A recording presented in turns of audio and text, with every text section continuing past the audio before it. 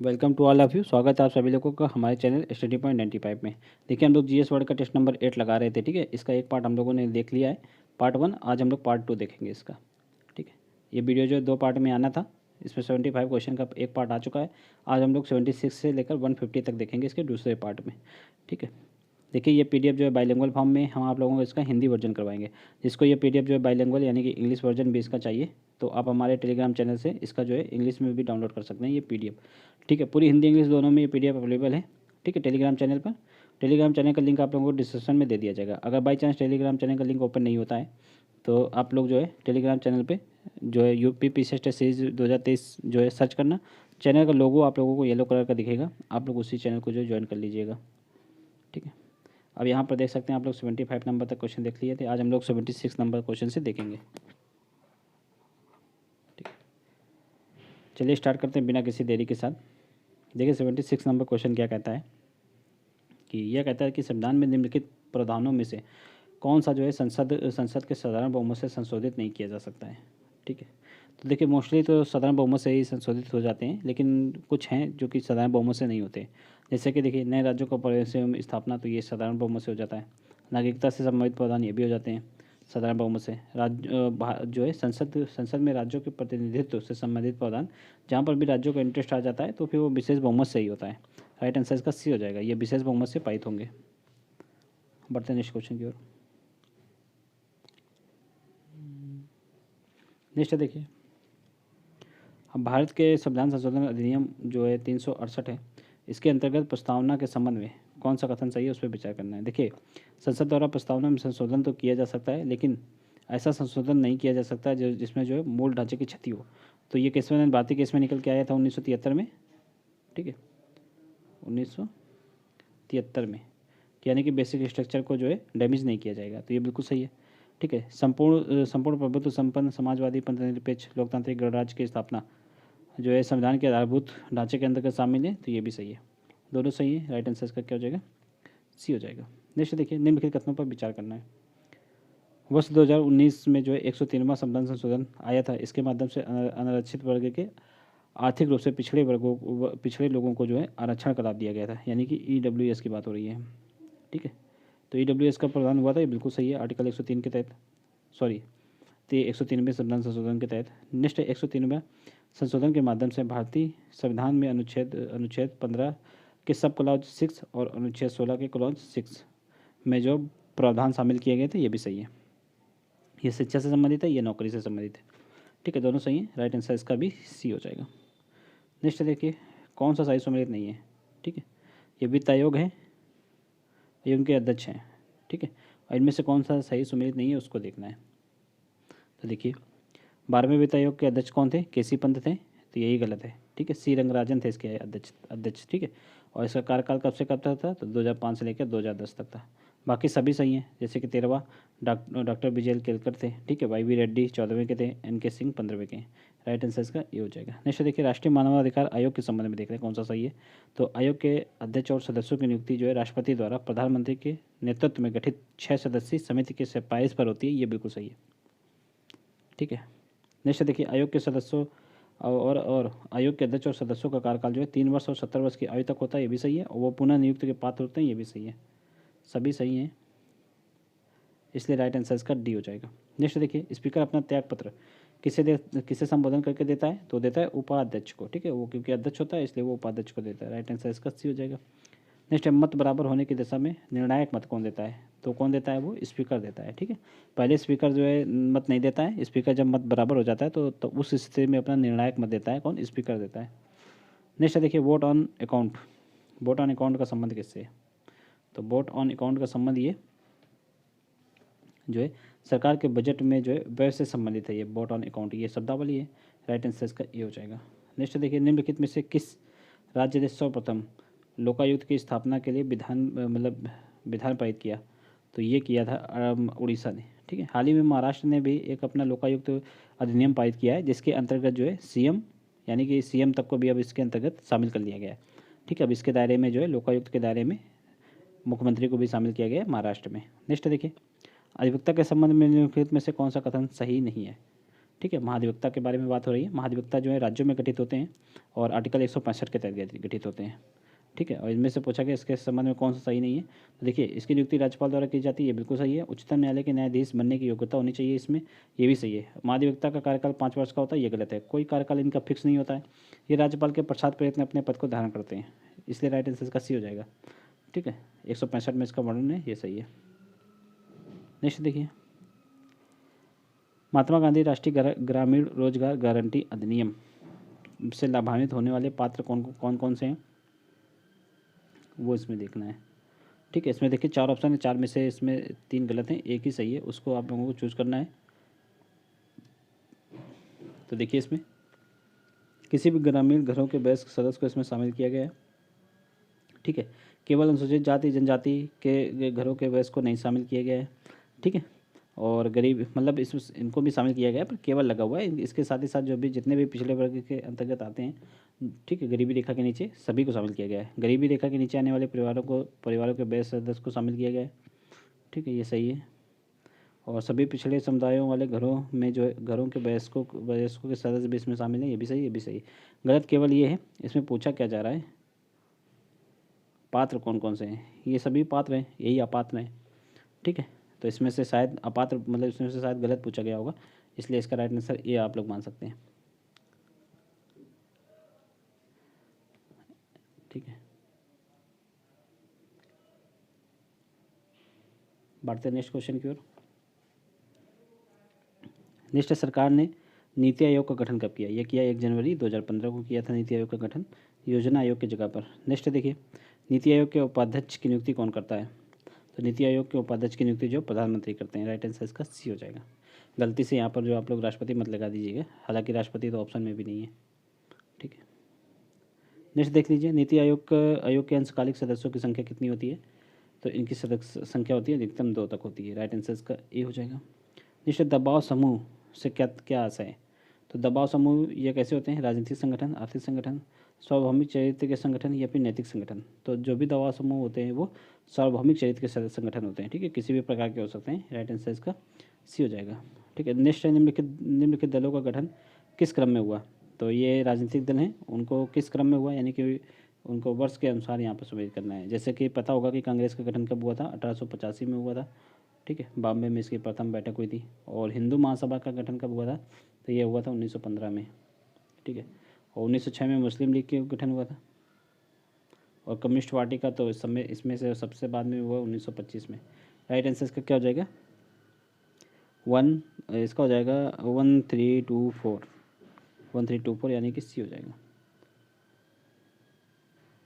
Next देखिए, next निम्नलिखित में से सामुदायिक विकास कार्यक्रम का प्रणेता किसे माना जाता है, तो सामुदायिक विकास कार्यक्रम के प्रणेता कौन थे, डॉक्टर मतलब KM मुंशी थे, राइट आंसर इसका ए हो जाएगा।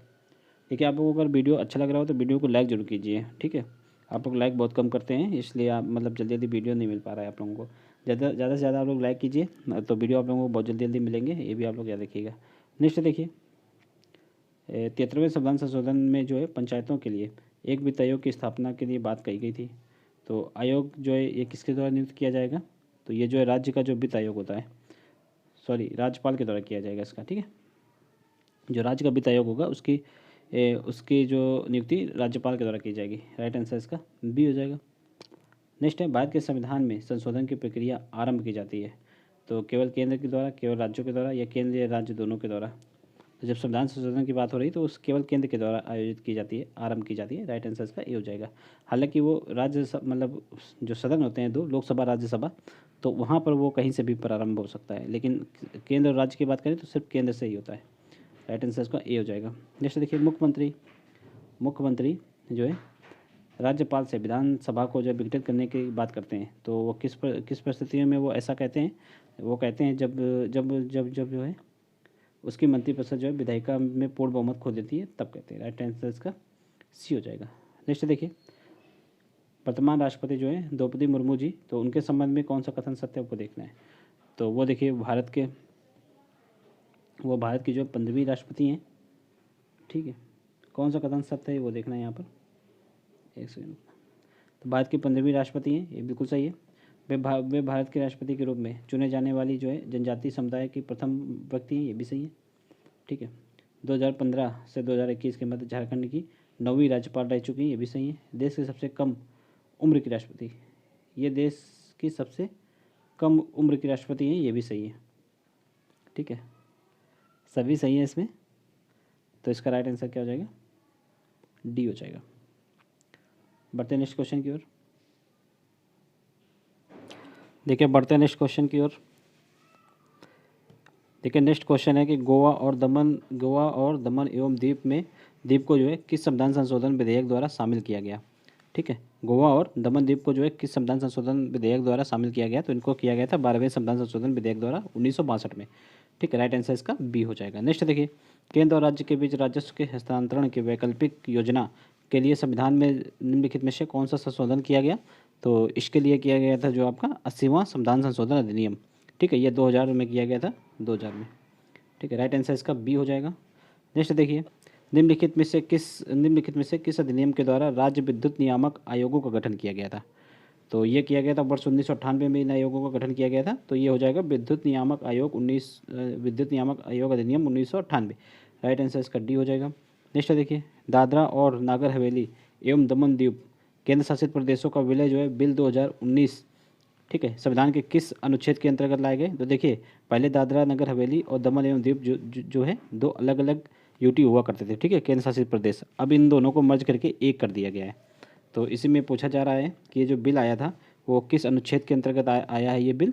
तो ये आया है आर्टिकल 240 के क्लॉज 1 के तहत। ठीक है, राइट आंसर इसका सी हो जाएगा।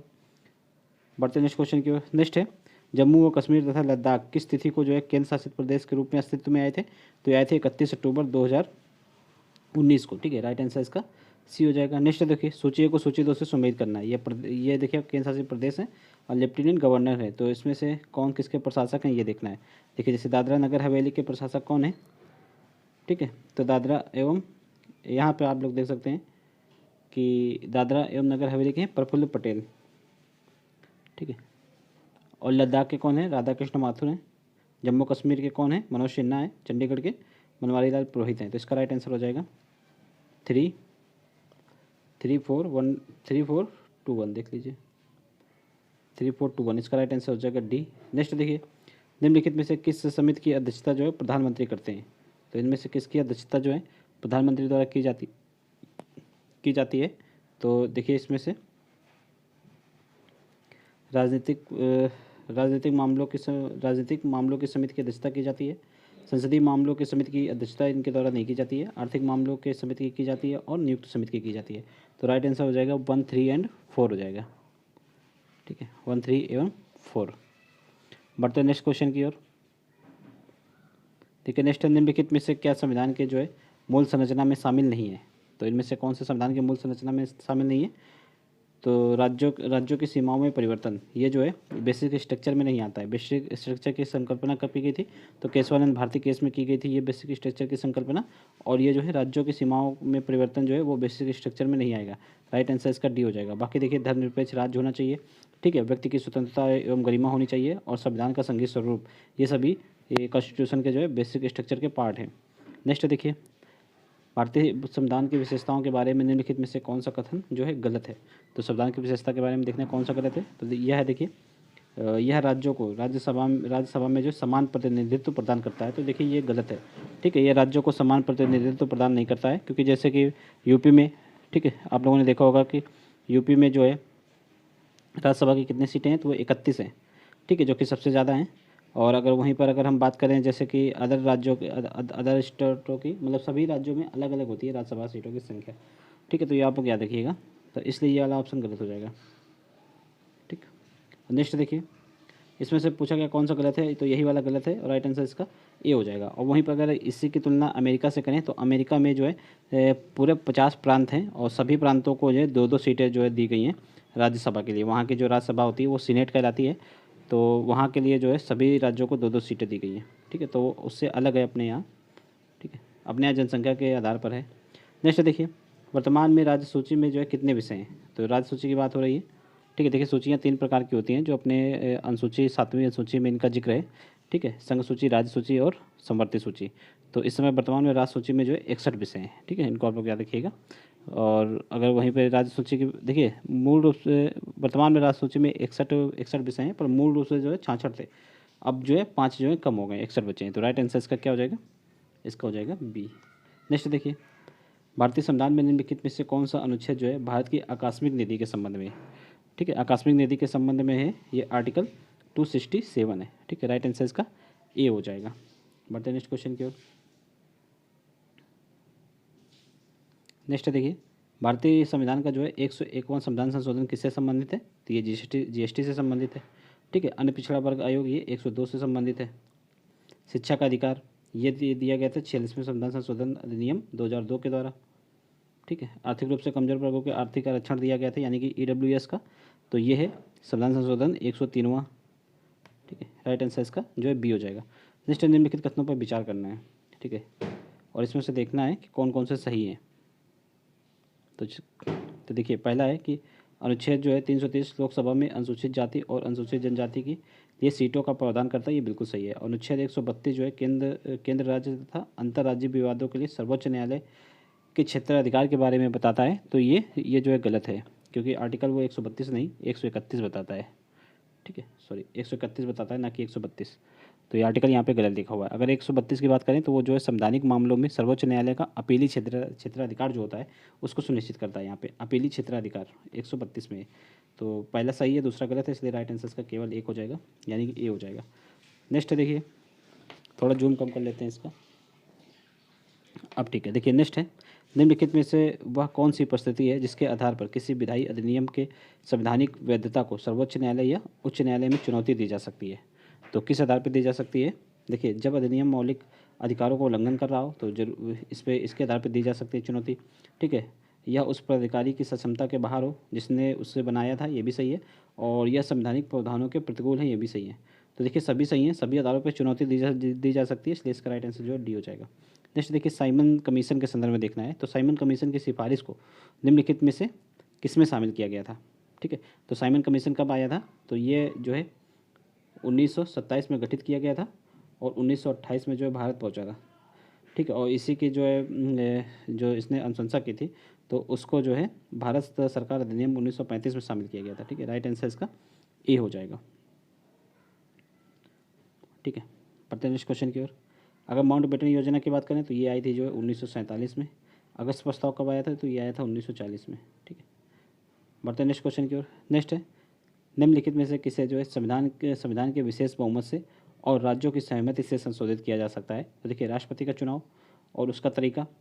ठीक, तो यही उसका राइट आंसर हो जाएगा। ठीक है, क्योंकि इसमें जो है राष्ट्रपति के चुनाव में जो है राज्यों की भी भागीदारी होती है, यानी कि जो विधायक लोग होते हैं एमएलए वो भी भाग लेते हैं, इसलिए जो है राज्यों को भी शामिल किया जाना जो है आवश्यक है। यदि कोई संशोधन किया जाता है उनके निर्वाचन प्रणाली में कोई भी, तो राज्यों को शामिल किया जाना आवश्यक है। ठीक है, ये उसका राइट आंसर हो जाएगा।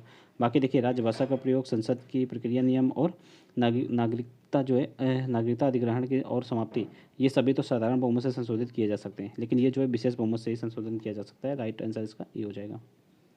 नेक्स्ट देखिए, 11वीं अनुसूची के बारे में बताना है। ठीक है, 11वीं अनुसूची को किस संशोधन के द्वारा संविधान में जोड़ा गया? ठीक है, तो 11वीं अनुसूची को जोड़ा गया था, एक सेकेंड। तो देखिए, 11वीं अनुसूची जो है ये पंचायती राज से संबंधित है और इसको 73वें संविधान संशोधन अधिनियम द्वारा 1992 में जोड़ा गया था। ठीक है, और तो इसका राइट आंसर क्या हो जाएगा? इसका राइट आंसर जो है बी हो जाएगा। बढ़ते नेक्स्ट क्वेश्चन की ओर। नेक्स्ट, निम्नलिखित में से किस अनुच्छेद में जो है लोक सेवा आयोग के सदस्यों को हटाने और उनके निलंबन करने का प्रावधान है? तो ये प्रावधान जो है किया गया है आर्टिकल 317 में। राइट आंसर इसका सी हो जाएगा। ठीक है, नेक्स्ट देखिए, भारत के अटॉर्नी जनरल अपना इस्तीफा किससे देते हैं? तो भारत के अटॉर्नी जनरल जो है अपना इस्तीफा किसको देंगे? तो वो राष्ट्रपति को देंगे। राष्ट्रपति के प्रसाद प्रयत्न ही ये जो है नियुक्त किए जाते हैं, इसलिए जब कभी भी अपना इस्तीफा देंगे तो राष्ट्रपति को ही देंगे।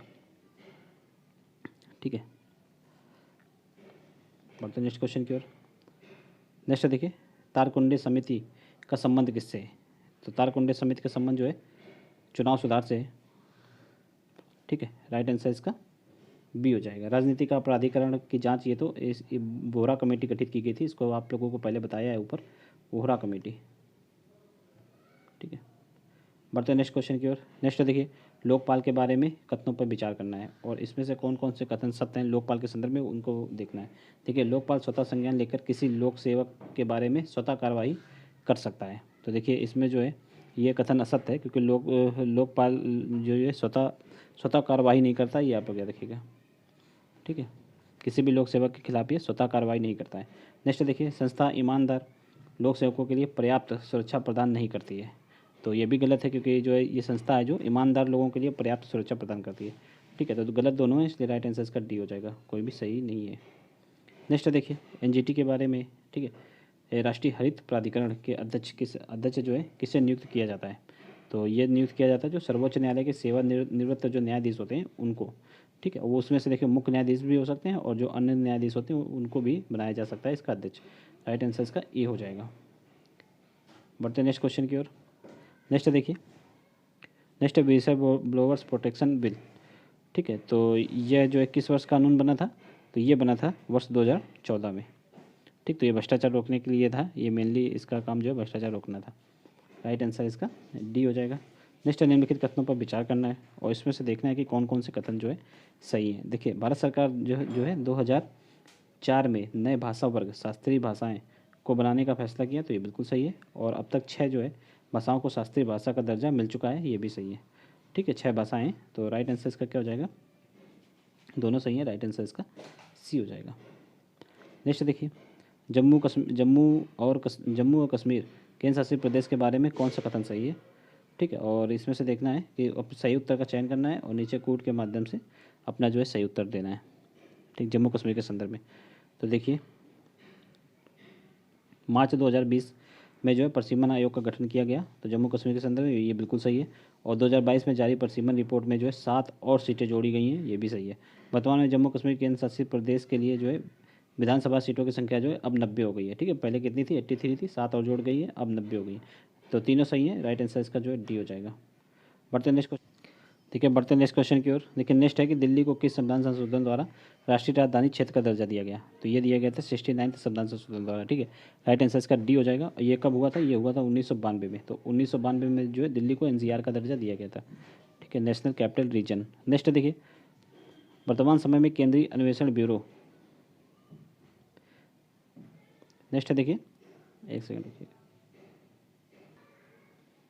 नेक्स्ट देखिए, वर्तमान समय में केंद्रीय अन्वेषण ब्यूरो जो है किस मंत्रालय के अंतर्गत आता है। ठीक है, केंद्रीय अन्वेषण ब्यूरो की बात हो रही है, तो ये आता है जो मानव संसाधन मंत्रालय के अंतर्गत। ठीक है, राइट आंसर इसका ये आता है कार्मिक मंत्रालय के अंतर्गत। राइट आंसर इसका जो है बी हो जाएगा।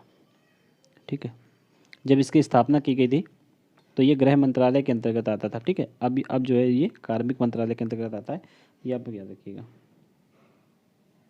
नेक्स्ट देखिए, नेक्स्ट निम्नलिखित में से कौन इंटरपोल के जो है नेशनल सेंट्रल ब्यूरो के रूप में कार्य करता है।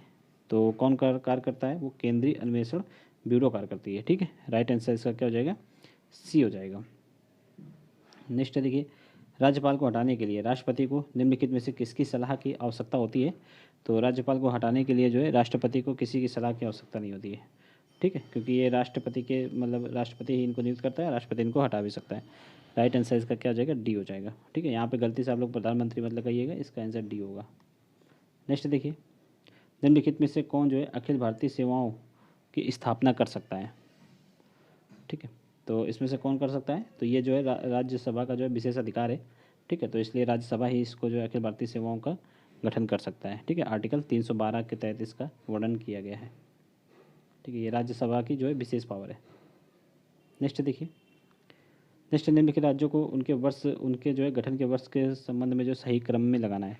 ठीक है, कौन सा राज्य कब गठित हो, कब उसका जो है गठन हुआ था। तो देखिए, इसमें सबसे जो है पहले किसका हुआ था, ये जो जितने भी दिए हैं इनमें सबसे पहले नागालैंड का हुआ था। ठीक है, 1963 में। तो नागालैंड का सबसे पहले हुआ था, नागालैंड किसी में भी नहीं है, इसलिए राइट आंसर का डी हो जाएगा। बाकी भी आप लोग देख सकते हैं, जैसे कि मणिपुर का 1972 में गठन हुआ। ठीक है, सिक्किम का कब हुआ, तो ये हुआ था 1975 में। मिजोरम का कब हुआ, 1987 में। और उत्तराखंड का वर्ष 2000 में। ठीक है, राइट आंसर इसका डी हो जाएगा। नेक्स्ट देखिए, एनआरआई के संबंध में बताना है कि कौन सा कथन जो है सत्य है एनआरआई के संबंध में। तो इसका जो है कथन है, एनआरआई जो है लोकसभा और विधानसभा दोनों चुनावों में वोट डाल सकता है, यही इसका कथन जो है सत्य है। नेक्स्ट देखिए, नियंत्रक और महालेखा परीक्षक को उसके पद से कौन हटा सकता है? तो नियंत्रक और महालेखा परीक्षक को उसी प्रक्रिया के द्वारा हटाया जा सकता है जैसे कि सर्वोच्च न्यायालय के न्यायाधीश को हटाया जाता है, ठीक है। यानी कि विशेष बहुमत से ये हटाया जा सकता है। दोनों सदनों में विशेष बहुमत से पारित जब बिल पारित होगा तभी जो है कैग को हटाया जा सकता है। राइट आंसर इसका ए हो जाएगा।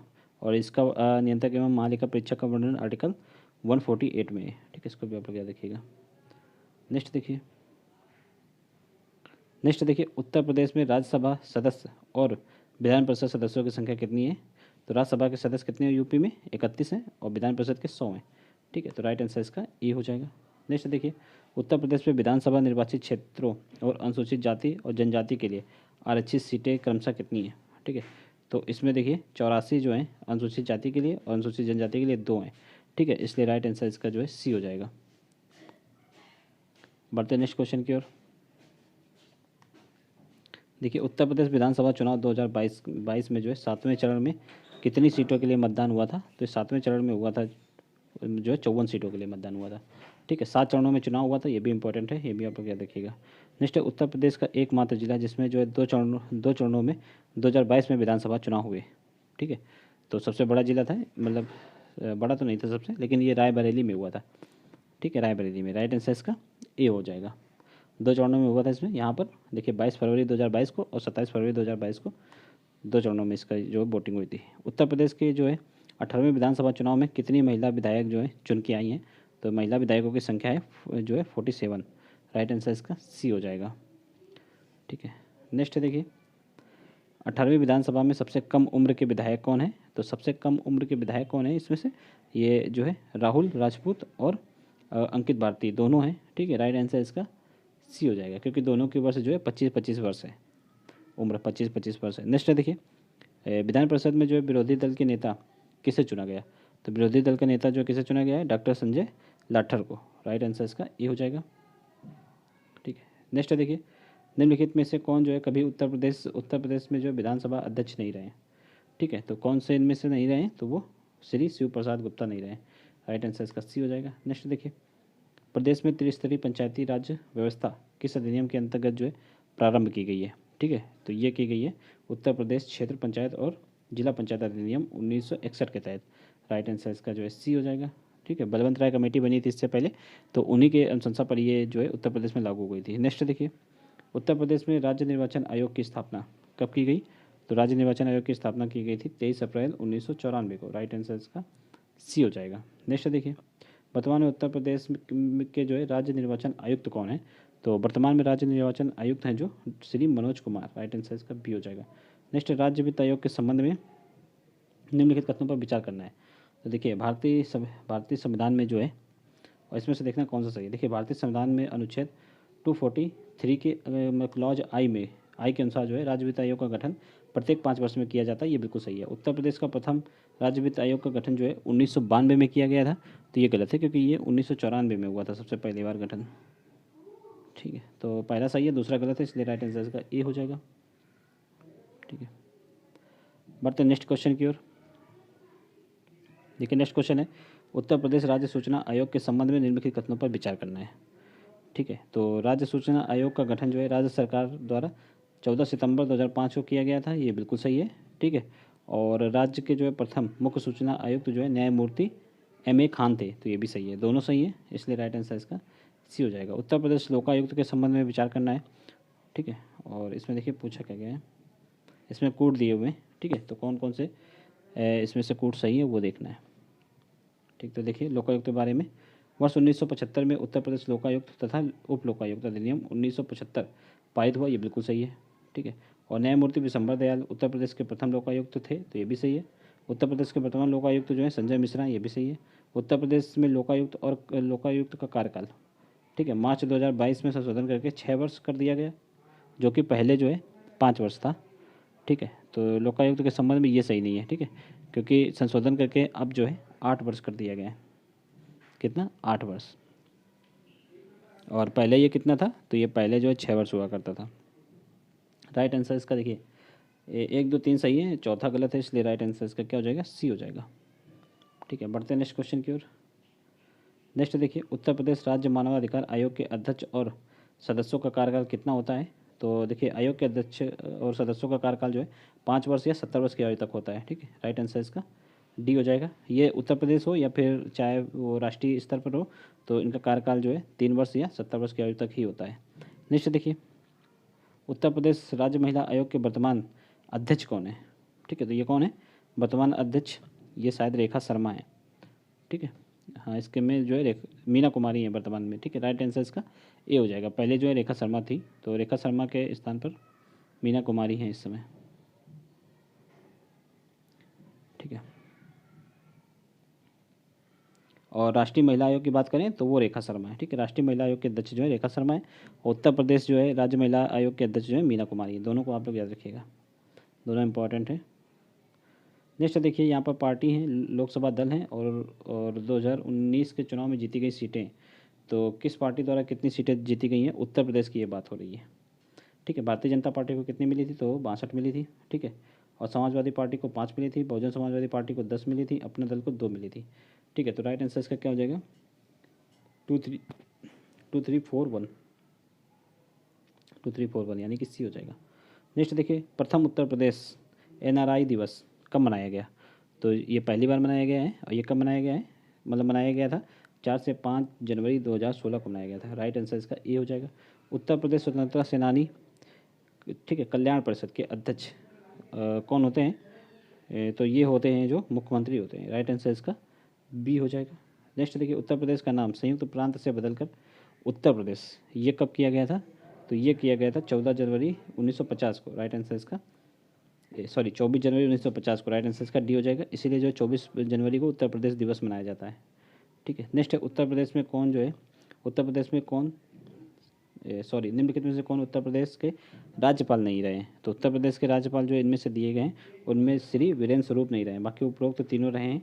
तो राइट आंसर इसका डी हो जाएगा। यहाँ पर हम लोगों ने 150 क्वेश्चन जो है कवर कर लिए हैं। ठीक है, 2 पार्टों में इनको कवर किया गया है। पहले पार्ट अगर आप लोगों ने नहीं देखा है तो उसको भी आप लोग देख लीजिए, और अगर आप लोगों को जो है वीडियो पसंद आया तो वीडियो को लाइक जरूर कीजिए, साथ ही साथ चैनल को सब्सक्राइब कर लीजिए, बेल आइकन भी दबा लीजिए, और अगर इसकी PDF चाहिए तो आप हमारे टेलीग्राम चैनल से इसकी PDF को डाउनलोड कर सकते हैं। ठीक है, चलिए मिलते हैं नेक्स्ट वीडियो में। जय हिंद, जय भारत।